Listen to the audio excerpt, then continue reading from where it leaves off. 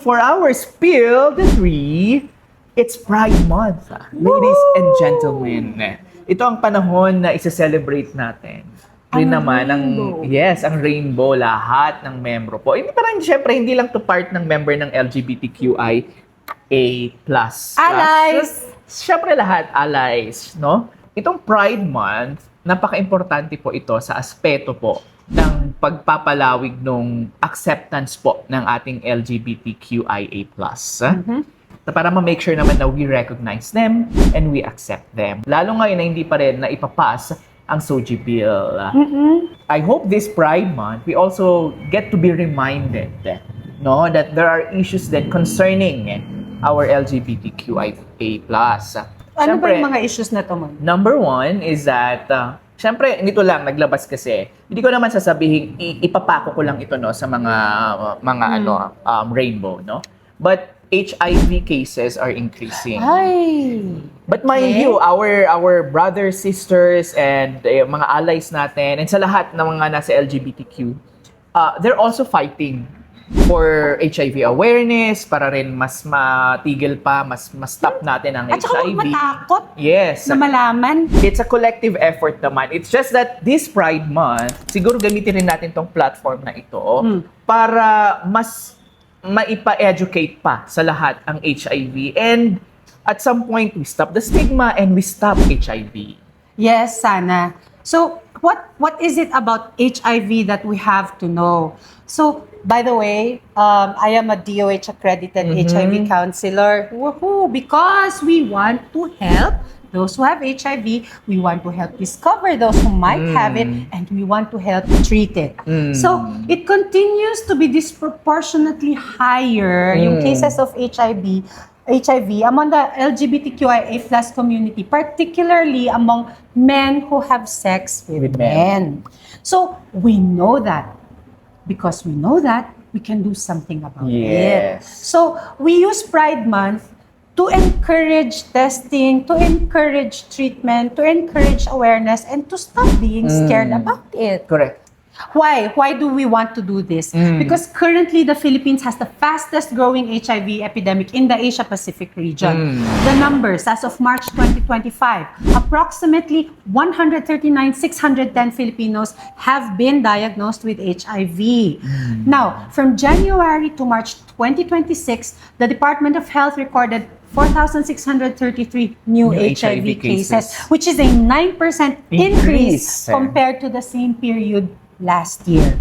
Yun. Now, how about here in the Cordillera? Medyo malaki rin. Okay, so ito na nga. Sa Cordillera, since the 1980s, ang HIV cases na po, as of December 2025, according to DOH Cordillera, is that 1,428. Sa Baguio City, kalahati po, 761. Okay? Malaki itong number ng HIV na ito. But again, sabihin ko ulit, nagkalat na po ang mga free HIV tests. That's and true. Of course, HIV awareness, no? Mga EIC, education information campaigns, no?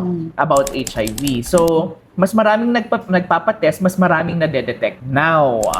Okay? But then we're not celebrating dahil effective siya. It's still a sad part dahil malaki yung number ng HIV cases. Out of those 1,428 cases, we have recorded 79 deaths. Now, how do we prevent these deaths from happening? Here in the Cordillera, 51% of people living with HIV know their status.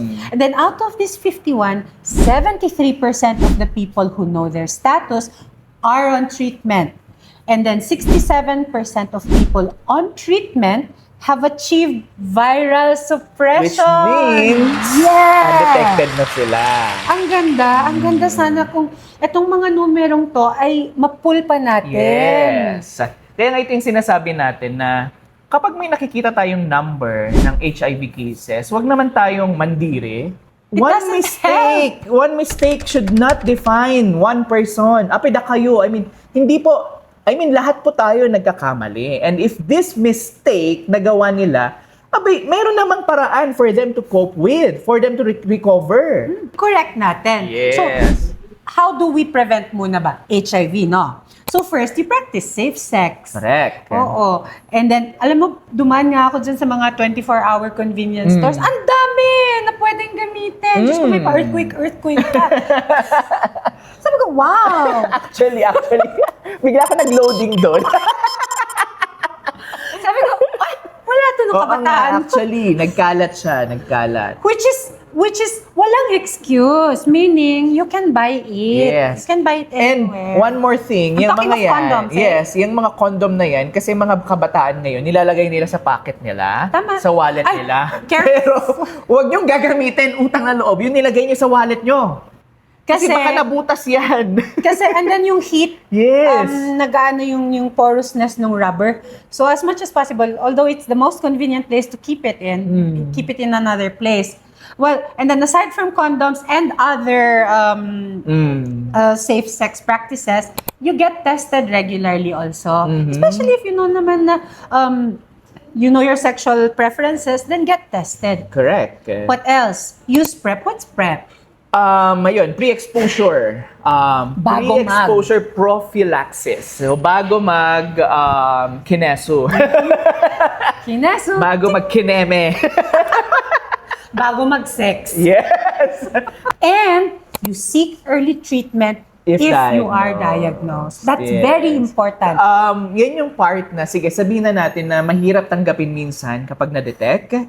But the way for you to accept it is for you to move forward and find the treatment. Yes, there are several areas here in Baguio where you can go for help actually. Like we have the Balay Marvi right across at the Lopez building. You have BGH. You also Yes. have Benguet Jan Candili Center. We have the Baguio City Health Service offices. They opened a Namnama Clinic at the Baguio Convention Center. So it's open from 5 p.m. onwards. So at least it's an information for everyone. You know? So this Pride Month, apart from that, no, one way also to prevent HIV, so yun nga, we need to fight stigma and discrimination. Kasi the Philippines has some of the largest Pride celebrations in Southeast Asia. Eh di let's be consistent. I mean, andun tayo on the roads and talking about it. More than 100,000 participants joined the recent Pride marches in our country. Yeah. O di, let's go all out na. And I hope let's make this month memorable. Let's support our LGBTQIA community, not just with words, but with actions. Actions.